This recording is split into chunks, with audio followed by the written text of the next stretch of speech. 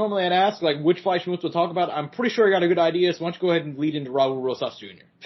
Right? I mean, what a fucking finish, right? But once again, though, Josh, kind of a bit of tailor-made matchmaking here, right?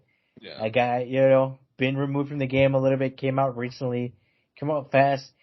He fights at 135, Josh, now, but his body doesn't look like he fights at 135. You know what I mean? Yeah. You look at the guy and it looks like he could be filled out a little bit more, and he's a tall guy for the weight class, don't get me wrong.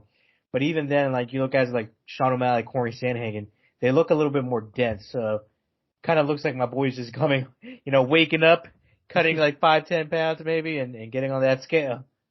Yeah, he does not look big for the weight class at all.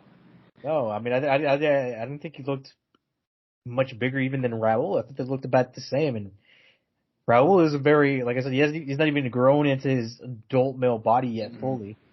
Yeah, exactly. So, but I think Luke Thomas put it very well. Obviously he can look good, he can have good performances, he can get good finishes, but it's hard to analyze him yet or kind of see where he's at when he hasn't had a fight yet where he's had to break down an opponent. You know what I mean? Or systematically win. Mm-hmm. And we were able to see all the elements of his game, cardio, striking, grappling, fight IQ, and just the management of a fight.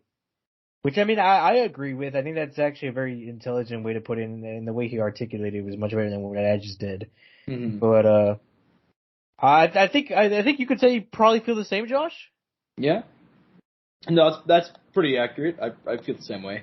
Raul Rosas Jr., man, I was impressed by this win, but it didn't honestly tell me a whole lot about him. I think everybody kind of knows that, like, 9 fights deep, in most of those fights, I mean, what is this? His only 3rd UFC fight, and, a lot of those were just, squash matches, for lack of a better term. That's just how MMA is, like, a lot of the time. But, like, he's definitely the guy that, like, obviously has the talent. It's just about, can he stay together for 15 minutes?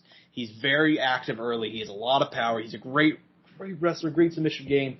It's just, can he conduct, like, the pace? And can he stay in there for 15 minutes? Because that was really what made the difference in his first career loss to Christian Rodriguez. Round 1 came out looking fucking good, but it was in that round 2 and 3. And I really feel like this is a huge win, but it didn't really tell us anything in terms of his future development, I feel like, like you mentioned, tailor-made matchmaking. But look, I mean, he does have to go out there. He does have to get the wins himself. In 18 years old, he talked about how he thinks he's going to be a superstar in this game. He didn't talk about being any 3-division champion this time like he did last time he showed up before his first loss. So I liked that he was a bit quieter this time. Yeah, man. I mean, I don't have any real, like, big takeaways coming out of this, but it was an impressive win.